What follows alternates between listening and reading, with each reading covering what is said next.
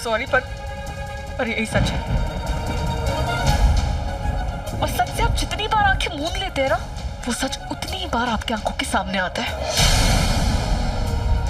कहा था ना तुमसे, नहीं करती तुमसे प्यार, दूर चली जाना चाहती तुम्हारी लाइफ से, पर लाइफ ने मुझे दूर जाने दिया ना, खुद मेरी लाइफ से दूर गया।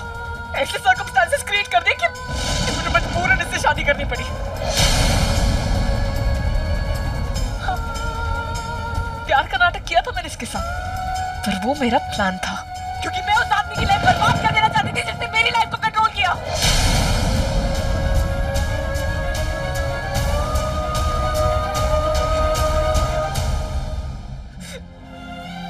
सोचा था कि जिस आदमी से प्यार करती हूँ उसके साथ कहीं दूर चली जाऊंगी, खुश रहूंगी उसके साथ, लेकिन एंड मौके पे उसने मुझे धोखा दे दिया, और इसलिए मैंने उसका खून किया। और इस सारी गलती भी इसी की है, सारी गलती इसकी है।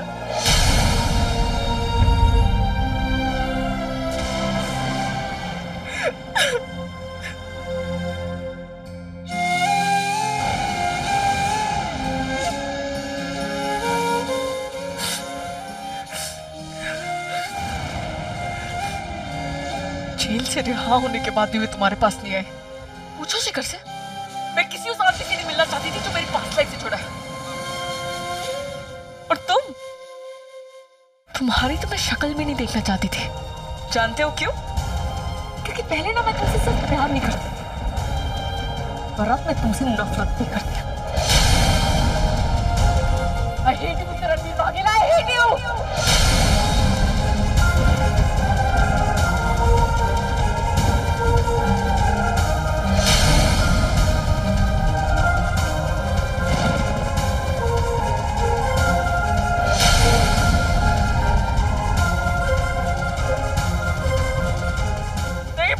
ये सब,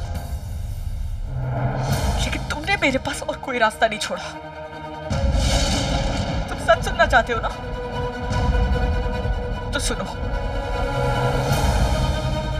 मुझे तुमसे आज तक प्यार इसलिए नहीं हुआ क्योंकि तुम मेरे ड्राइवर के बेटे थे, नौकर थे तुम मेरे।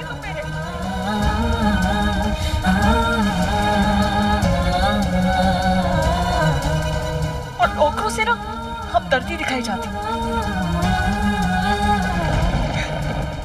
मुझसे प्यार नहीं करने आ जाता।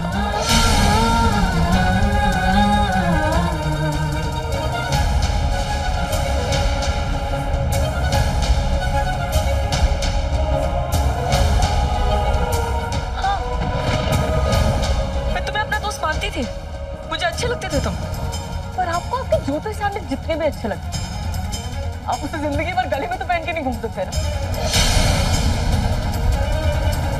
कैसे प्यार कर लेती तुमसे? 9 साल की थी तुम जब हमारे घर में आए थे। मैंने सोचा जब बड़े होगे तो हमारी हैसियत के बीच के फर्क को पहचान लो। वो कहते हैं ना कि भगवान जिन्हें कुछ नहीं देता ना, उन्हें अक्ल भी नहीं देता। बेवकूफ थे तुम जो हमारी दोस्ती को प्यार समझ बैठे, और जैसे धक्के मार के भी इस घर से निकाला था हमने, लेकिन बेशर्मों की तरह ये वापस आ गया। मैंने इसे अपनी जिंदगी से बाहर निकाल दिया, लेकिन ये मुझसे शादी करने के ख्याल को अपने दिमाग से नहीं निकाल पाया। और जब सालों बाद मेरी चिराग से शादी होने वाली थी, तो ये वापस आ गया, और वापस आके इसने मुझसे मेरा सब कुछ छीन लिया। खैर, जो हो गया सो हो गया। मैं वही बातें रिपीट नहीं करना चाहती। प्लीज बख्श दो मुझे, नहीं बनना मुझे तुम्हारी पत्नी, नहीं करना वो प्यार का झूठा नाटक। मैं अपनी चिराग की यादों के साथ पूरी जिंदगी जेल में रह सकती हूँ, लेकिन मैं तुम्हारे साथ तुम्हारे महल में नहीं रह सकती। तुम मेरे लिए मेरे ड्राइवर थे और हमेशा मेरे ड्राइवर ही रहोगे। और तुम खुद ही सोचो ना, जो लड़की अपने ड्राइवर की साइड पर इस सीट पे भी नहीं बैठती थी, वो उसके साथ उसके कमरे में कैसे रह सकती है?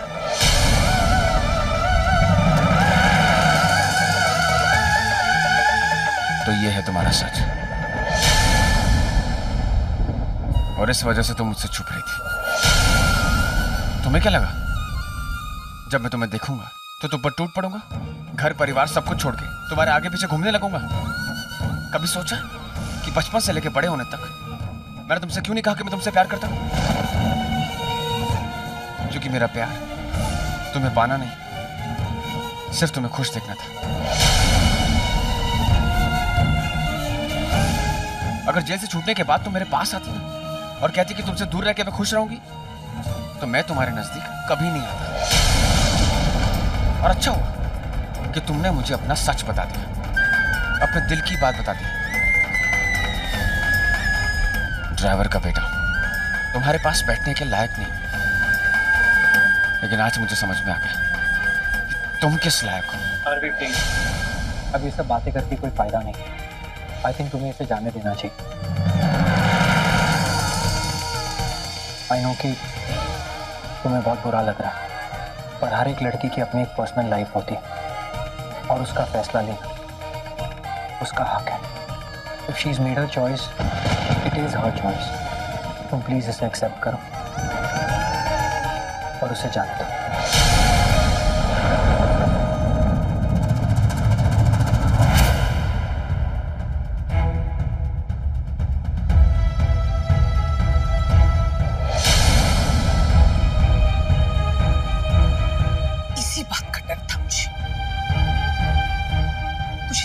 बाहर भेजने चली थी, लेकिन मैं यही सोच रही थी कि तू उन बुरे दिनों की तरह है, चले तो जाते हैं लेकिन कभी ना कभी वापस लौटकर जरूर आते हैं।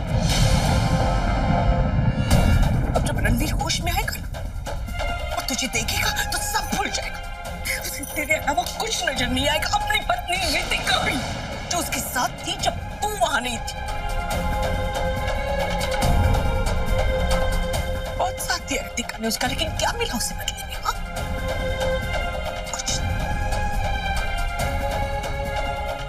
क्योंकि उसका पति रणवीर तुझसे प्यार करता है। बाप बनने वाला है मेरा रणवीर।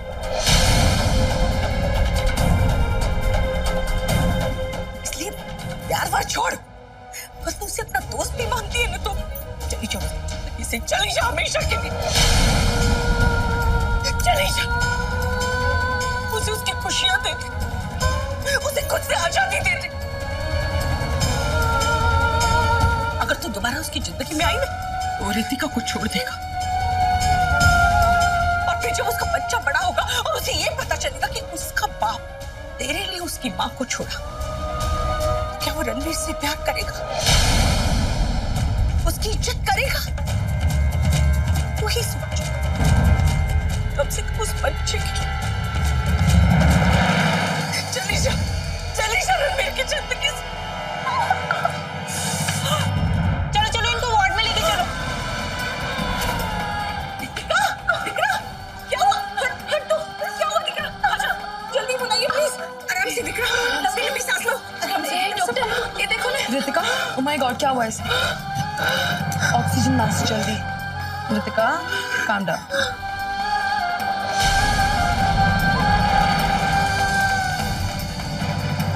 मैंने आरवी से पहले ही कहा था कि रितिका को हेल्थ प्रॉब्लम्स हैं, जितना हो सके उसे प्यार दीजिए। अगर ऐसा नहीं किया तो रितिका के साथ साथ उसके होने वाले बच्चे की जान को भी खतरा हो सकता है। लेकिन मुझे समझ नहीं आ रहा, रितिका इतना स्ट्रेस ले क्यों रही है? किस बात की टेंशन है उसे? डॉक्टर साहब, उसका पति यानी कि आरवी का एक्सीडेंट हो गया। Oh, I hope he is okay. लेकिन अगर कोई बुरी खबर हो तो भी आप रितिका को मत बताइएगा, वो किसी भी तरह का स्ट्रेस हैंडल नहीं कर पाएगी। फिलहाल तो वो ठीक है, और अगर मेरी कोई भी जरूरत आप मुझे बुला लीजिएगा। मैंने कभी सोचा नहीं था कि तुम आरवी की पत्नी होगी। मैंने भी नहीं सोचा था कि तुम्हें ये बात ऐसे पता चलेगी। ये तुम्हारी लाइफ है ईशानी,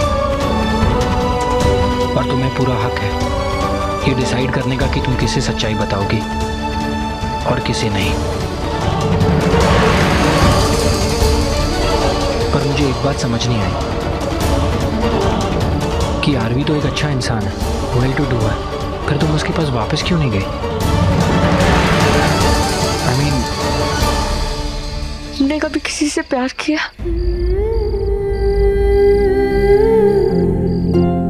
मैंने किया।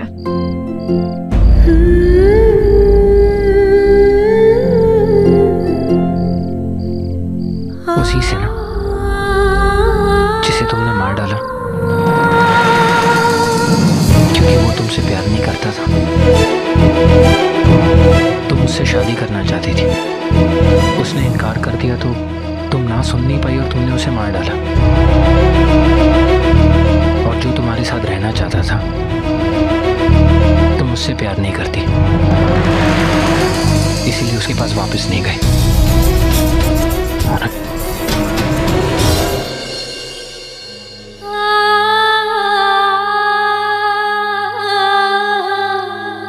प्यार को महसूस करना जितना आसान होता है, उसे समझना उतना ही मुश्किल।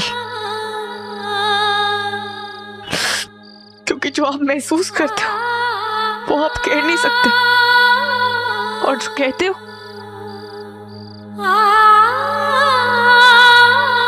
उसे लोग समझ नहीं पाते। किताबों में एक प्रेम कहानी को पढ़ना और प्यार के सिर्फ 2.5 अक्षर को समझना तो बहुत अलग अलग चीजें। और जो इसे समझ लेता है ना, वो इस दुनिया में रह के भी किसी और दुनिया में जीने लगता है।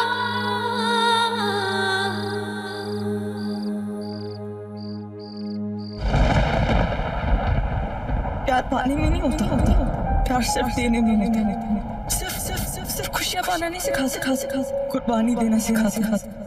प्यार एक दूसरे के साथ जीना नहीं, एक दूसरे के लिए जीना और जरूरत पड़ने पे मरना भी होता है। प्यार में झूठ कह के सच को निभाना, उसकी आंखों में गुस्सा दिखे तब भी खुश दिखना होता। प्यार एक तरफा हो तो क्या हो, दो लोगों के लिए काफी था।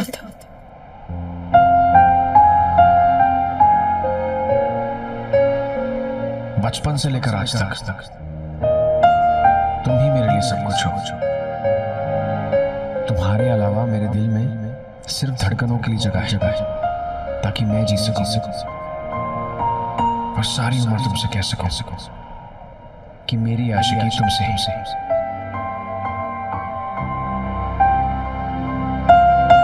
क्योंकि लोग कहते होंगे कि जिंदगी में प्यार से एक ही बार होता, पर मैं तो जब भी तुम्हें देखता हूँ ना, मुझे तुमसे प्यार हो जाता है।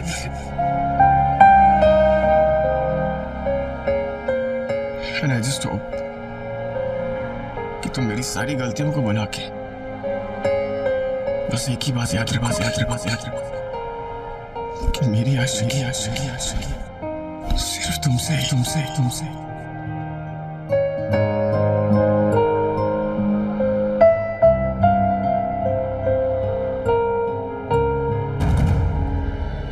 मेरी नफरत में भी तुम्हारे लिए प्यार है, क्योंकि मेरी आशिकी सिर्फ तुमसे ही।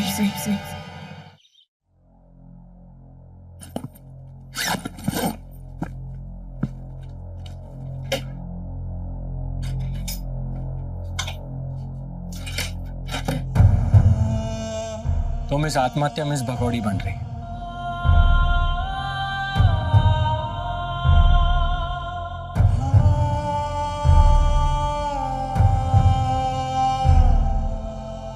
क्या लेके जा रही हो हमारे घर से?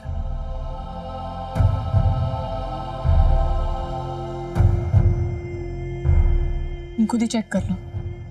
मुझे ये बैग चेक करने की जरूरत नहीं, मुझे पता है तुम क्या लेकर जा रही हो। ऐसे क्या देख रही हो? क्या तुम हमारा भरोसा, हमारा यकीन, हमारा विश्वास लेकर नहीं जा रही हो?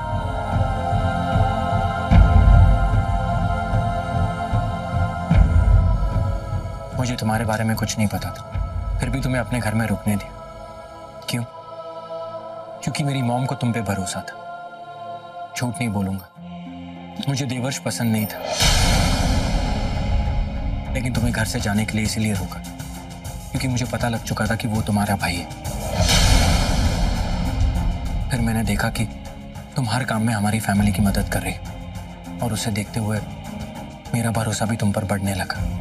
आई स्टार्टेड टू थिंक कि हम दोनों के बीच भी एक बॉन्ड बन चुका है जहाँ तुम मुझे ट्रस्ट कर सकती हो और अपने लाइफ के बारे में बता सकती हो। सो आई एम नॉट कंप्लेनिंग, क्योंकि जो काम जब होना होता है तो हो ही जाता है। अब कल की बात देख लो, मुझे तुम्हारी पास्ट लाइफ के बारे में पता चलना था तो पता चल ही गया। अब जब तुम्हें पता चली गया तो ये भी जान लो कि हमारे अलग होने का वक्त हो गया। मैं यहाँ पे नहीं रुक सकती।